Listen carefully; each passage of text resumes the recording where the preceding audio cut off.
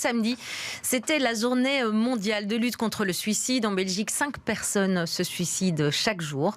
Un chiffre stable, mais qui n'a évidemment rien d'anodin et qui pourrait même augmenter dans l'avenir. Alors, pour aider les personnes en souffrance, la SBL Impasse dans l'impasse lance un bouton « Alertez-nous ». Et pour en parler avec nous, nous recevons Victoria Gossio. Bonjour. Bonjour. Merci d'avoir accepté notre invitation. Vous êtes psychologue pour l'association donc. On rappelle le nom de l'association donc Impasse dans l'impasse.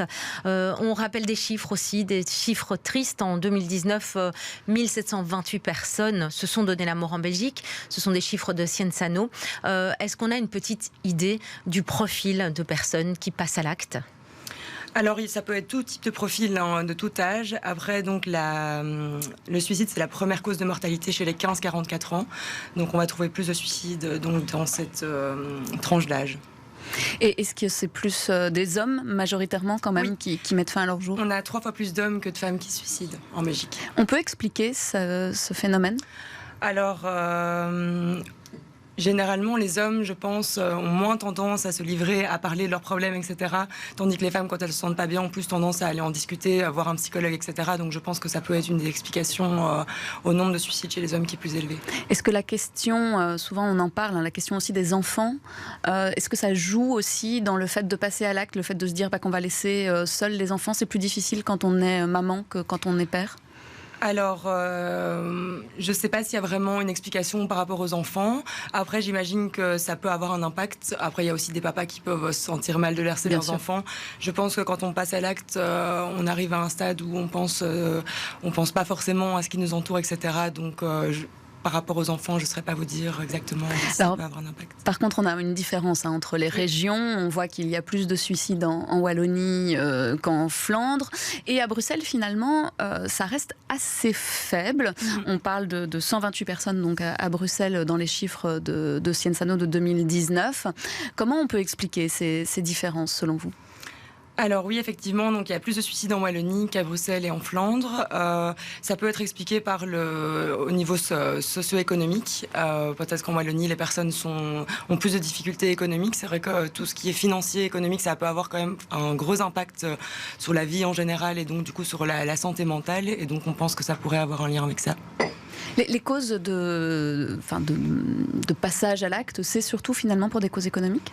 Ça peut avoir un gros impact parce que forcément quand ça fonctionne pas bien au niveau économique, ça peut avoir un impact sur la vie familiale, la vie sociale, etc. Donc forcément oui, ça peut avoir un impact au niveau du suicide. On parle régulièrement de personnes en fait qui lancent aussi des appels à l'aide de manière différente. On peut avoir pas mal de tentatives avant, on va dire vraiment le passage à l'acte et c'est quelque chose de courant. Et nous, en tant que proches, est-ce qu'il y a des signes qu'on peut aussi détecter pour aider les personnes ? Alors c'est vrai qu'il y a une idée préconçue comme quoi une personne qui va dire qu'elle ne va pas bien et qu'elle va suicider ne va pas forcément le faire. Ce serait plutôt une alerte pour qu'on lui vienne en aide, alors que c'est faux parce que généralement on doit vraiment s'inquiéter quand une personne le dit et en parle. Alors effectivement il y a différents signaux d'alerte. Il y a des signaux d'alerte qui vont être verbaux, qui peuvent être directs comme indirects. Ça peut être des menaces, des allusions au suicide, comme par exemple voilà je ne me sens pas bien, je suis au bout du rouleau, vous serez mieux sans moi. Ça peut être des phrases comme ça. Il y a aussi des signaux qui sont comportementaux, des personnes qui vont se négliger physiquement, qui vont avoir des émotions exacerbées, comme qui vont beaucoup pleurer, etc. Et alors il y a aussi des signaux physiques et physiologiques, comme des troubles du comportement alimentaire. Donc là on peut avoir une grande prise de poids, une perte de poids, des troubles du sommeil, etc. Après tous ces facteurs, tous ces signaux pris indépendamment les uns des autres sont pas forcément alertants, mais c'est vraiment le fait qu'ils s'accumulent et la chronicité qui doit vraiment alerter la personne face à cette personne en détresse. D'où ce fameux bouton, cette possibilité d'alerter-nous. C'est pas uniquement pour la personne qui sent qu'elle pourrait peut-être passer à l'acte, c'est aussi pour son entourage. Oui. Alors effectivement, on a mis en place donc le bouton Alertez-nous. Il va permettre de signaler une personne en détresse. Donc n'importe qui peut appuyer sur le bouton, donc aller sur le site internet www.1-passe.be, appuyer sur le bouton donc Alertez-nous afin de signaler une personne en détresse dans son entourage. Et ensuite, nous, la SBL, on va nous-mêmes recontacter la personne qui est en détresse et lui proposer un soutien dont elle a besoin.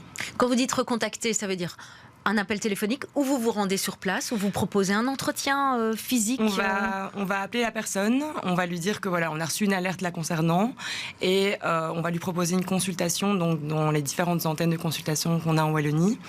Il y a quand même un détail important, c'est qu'on ne peut pas signaler une personne en détresse, donc appuyer sur le bouton alerte si celle-ci n'a pas donné son accord. Donc il faut toujours aller parler à la personne en détresse qu'on pense avoir qui a des idées suicidaires avant, en lui demandant est-ce que je peux pour toi créer une alerte afin que tu sois recontacté par des psychologues. Pourquoi on a fait ça?